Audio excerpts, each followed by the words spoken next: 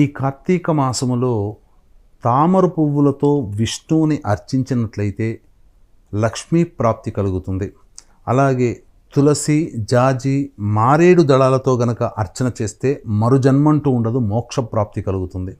అలాగే ఏ వ్యక్తి అయితే అవిశ పూలతో ఈశ్వరుని అర్చన చేస్తాడో లేదా విష్ణువుని అర్చన చేస్తాడో అతని యొక్క సమస్త వాంఛితార్థములు నెరవేరుతాయని చెప్పడంలో ఏమాత్రం సందేహం లేదు.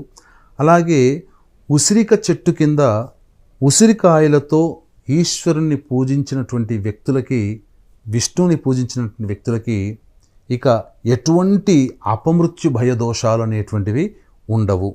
అంతేకాకుండా కార్తీక మాసంలో మామిడి తోరణం కట్టినటువంటి వ్యక్తులకి, అలాగే పువ్వులతో మరియు అరటి స్తంభాలతో మంటపం ఏర్పాటు చేసి ఎవరైతే విష్ణు ఆలయంలో సాష్టాంగ ప్రమాణం చేస్తారో వారికి 10 అశ్వమేధ యాగాలు చేసినటువంటి పుణ్య ఫలితం దక్కుతుంది.